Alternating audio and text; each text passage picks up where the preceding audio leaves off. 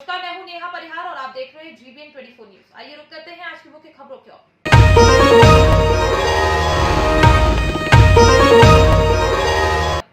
ECL Mugma area के लक्खी माता Collier में शनिवार को मां काली मंदिर में मूर्ति का प्राण प्रतिष्ठा पूरे विधि विधान के साथ धूमधाम से किया गया। कोरोना काल को देखते हुए इस दौरान अधिक लोगों का जुटान नहीं किया गया। शांतिपूर्वक मंदिर में मां काली की प्रतिमा को बैठाया गया और ढोल बाजे के साथ धूमधाम से मां काली की पूजा अर्चना संपन्न हुई। मौके पर एरिया के GM विभाष चंद्र सिंह पहुंचे। कोलियरी के मुगमा एरिया सुरक्षित रहे, लोगों को कोरोना से बचाया जाए। कोलियरी के सभी कर्मचारियों पर मां अपना आशीर्वाद प्रदान करे। बंद सभी कोलरियों को पुनः मां की कृपा से चालू हो, जिसको लेकर प्रार्थना की गई।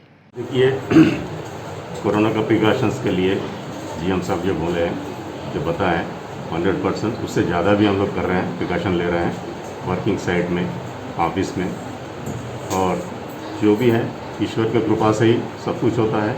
इसीलिए महाकाली का प्राण प्रतिष्ठा करके यहाँ ये संकल्प माता जी से ये मांग रहा है, संकल्प कर रहे कि माँ हम लोग को मेरा जितना है मुगमा एरिया के सभी लोगों को सुरक्षित रखे, कोरोना से हम लोग को बचाए। और मेरा माइंड में जो मेरे ग्रुप में जो काम है, जैसा लक्की माता का है, डिपुलिंग चालू करना है, माँ की कृपा से जल्दी ये चालू हो जाए। मेरे कुदिया बंद है वो चालू हो जाए, और मेरा श्यामपुर में CM चालू हो जाए, और मेरा ग्रुप और मेरा निरसा में जो प्रॉब्लम हो रहा है OCP में, वो सब प्रॉब्लम से चालू हो गया। मेरे चारों माइंड और मेरा सेंट्रल पूल सब सही तरीके से चले, प्रॉफिटेबल है। तो हम पूरा मुगमा को हमारा लकी माता की तरफ से अच्छा योगदान दें। मेरे सभी वर्कर्स, सभी ऑफिसर्स अच्छे रहे, सेफ रहे, सुखी रहे, और इवन देश का उन्नति में हम लोग मुगमा की तरफ से भागीदारी लें।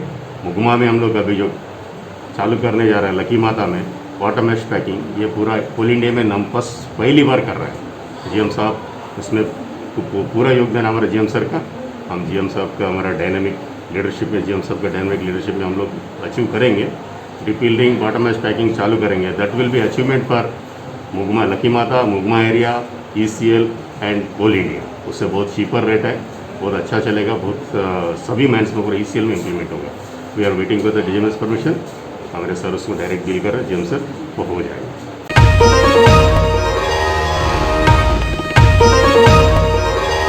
रामगढ़ जिले के भरकुंडा OP क्षेत्र में इन दिनों सरकार की गाइडलाइंस का पालन कपड़ा व्यापारी नहीं कर रहे हैं। सरकार की गाइडलाइंस की धज्जियां उड़ाते हुए दुकानें खोली जा रही हैं।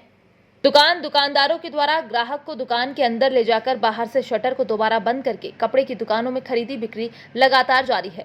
भरकुंडा पुलिस के लाख समझाने के बाद भी लोग मानने को तैयार नहीं है। भरकुंडा पुलिस जब लोगों से निवेदन करती रही कि लोग दुकान बंद करें और सरकार की गाइडलाइन का पालन करें, लेकिन लोग पुलिस को बदनाम करने का भी काम कर रही है। लोग पूरे मामले को लेकर पतरातू अंचल अधिकारी शिवशंकर पांडे ने भरकुंडा OP क्षेत्र के बाजार में कार्यवाही की। आज भरकुंडा पुलिस के साथ मिलकर पतरातू अंचल अधिकारी शंकर पांडे ने 2 कपड़ा दुकान को सील किया। वहीं पतरातू अंचल शिवशंकर पांडे ने कहा कि महामारी एक्ट के तहत केस दर्ज किए जा रहे हैं।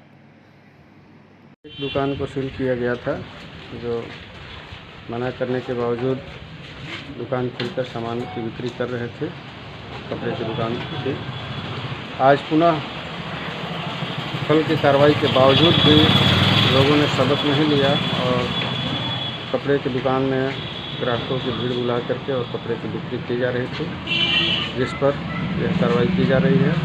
एक दुकान कोहिनूर ड्रेसेस और दूसरा स्टाइलिंग, आज 2 दुकान सील हुआ सर। दो दुकानों पर कार्रवाई की जा रही है। अब इनके विरुद्ध आपदा अधिनियम के विभिन्न धाराओं के अंतर्गत प्राथमिकी दर्ज की जाएगी। कल हमने दुकान पे ग्राहक कपड़ा बेच रहा था। हाँ, कपड़ा बेच रहे थे और इन लोगों का स्टाइल है इस तरह का कि ग्राहक को अंदर घुसा करके और बाहर से राज्य सरकार का सर 16 तारीख से। हाँ, हम लोग तो काफ़ी सुस्ती दिखा रहे हैं, लेकिन जैसा इस तरह देखा जा रहा है कि दुकानदार लोग मानने के लिए तैयार नहीं है।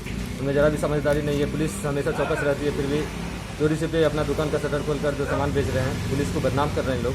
हम लोग हमेशा इन लोग का मतलब जनता की सेवा में तत्पर हैं। हमेशा निकल के बाहर, कोरोना काल में जो लोग हमेशा बाहर निकल के चौकसी बरत रहे हैं, लेकिन जो पब्लिक है उसमें ज़रा भी समझदारी नहीं है, समझने के लिए बिल्कुल भी तैयार नहीं है।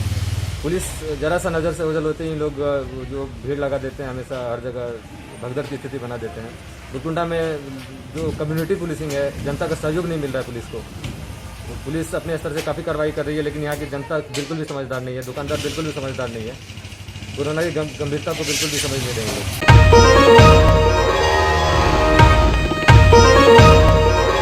खलारी में अधिक संख्या में युवक युवतियों ने टीकाकरण केंद्र पहुंचकर कोविड-19 का टीका लगवाया। राज्य सरकार की ओर से जारी आदेश पर खुलरी के डीएवी स्कूल परिसर में 14 मई से ये शुरू हुआ। 18 वर्ष से अधिक आयु वर्ग के लोगों को वैक्सीनेशन दिया जा रहा है। इस दौरान युवाओं व युवतियों की काफी भीड़ देखी गई। हालांकि स्वास्थ्य विभाग की पूरी व्यवस्था के कारण सभी लोगों को बारी बारी से वैक्सीनेशन दिया गया।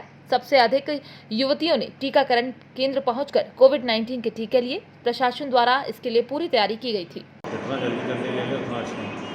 हम लोग रांची से यहाँ लेने के आए तो आप समझिए तो जल्दी कितना है। कैसा लग रहा है? अच्छा लग रहा है। और क्या बोलेंगे क्षेत्र के लोगों के लिए, क्या बोलना चाहेंगे? सबको लेना चाहिए। सबको लेना चाहिए। हाँ, तो हम लोगों को वैक्सीन मिल गया है और हम लोगों ने वैक्सीन ले लिया है, तो इसमें कोई डरने वाली बात नहीं है। आप आराम से यहाँ पे आइए और बहुत ही अच्छी फैसिलिटी है यहाँ पे, तो आपको कोई प्रॉब्लम नहीं होगी। आप आराम से लाइन में लगिए और वैक्सीन ले सकते हैं और कोई भी प्रॉब्लम नहीं है। जैसे मैंने अभी लिया है, मुझे कोई प्रॉब्लम नहीं हो रही है। तो सभी सारे लोग आएँ और वैक्सीन लेके जाएँ। Thank you. मैंने अभी वैक्सीन लिया, आप लोग भी ले सकते हैं, कोई डर नहीं है, बहुत सेफ़ है और जगह भी सेफ़ है। तो प्लीज़ आप लोग आइए, वैक्सीन लीजिए।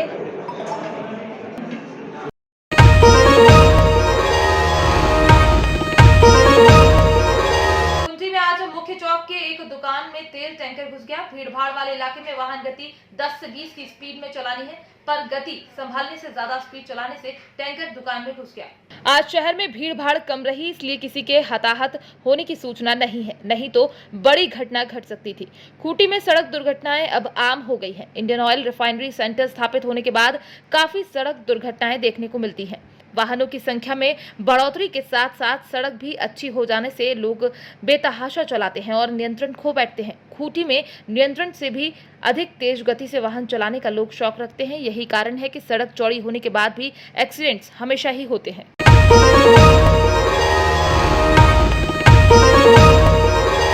कोरोना की चेन को तोड़ने के लिए राज्य सरकार द्वारा स्वास्थ्य सुरक्षा सप्ताह पार्ट 2 की अवधि 27 मई तक कर दी गई है। पार्ट 2 में राज्य सरकार द्वारा कुछ सख्ती बढ़ा दी गई है, जिसमें इंटरस्टेट यानी कि एक राज्य से दूसरे राज्य में सवारी लेकर आने जाने वाली बसों का परिचालन आज मध्य रात्रि से पूर्ण रूप से प्रतिबंधित हो जाएगा।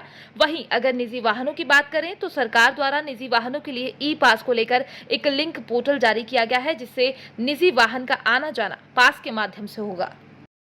स्वास्थ्य सुरक्षा सप्ताह के पार्ट 2 यानी दूसरी अवधि जो 27 मई तक बढ़ा दी गई है राज्य सरकार के आदेशानुसार।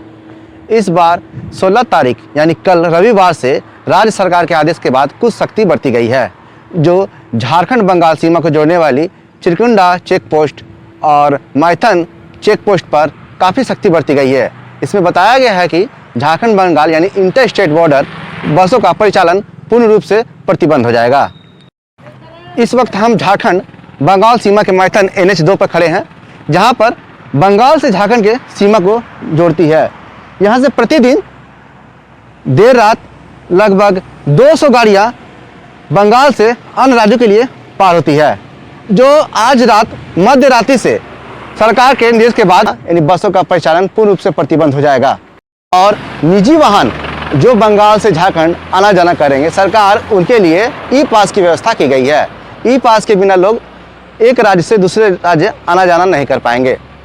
आपको बता दें, आज रात मध्य रात्रि से सरकार के निर्देशानुसार झारखंड बंगाल सीमा को जोड़ने वाली Maithon NH2 Chirkunda check post और मैथन डैम चेक पोस्ट से बड़े वाहनों का आना जाना यानी बसों का परिचालन पूर्ण रूप से प्रतिबंध हो जाएगा और निजी वाहन ई पास के बिना ही आना जाना कर पाएंगे। हालांकि मैथन NH2 चेक पोस्ट से प्रतिदिन रात में इंटर स्टेट बसों की संख्या काफ़ी अधिक रहती है और रात में यहाँ सुरक्षा बल को किस प्रकार से व्यवस्था जिला प्रशासन द्वारा किया जाएगा ताकि नियमों का उल्लंघन ना हो सके और सरकार द्वारा जारी गाइडलाइंस का पालन हो सके।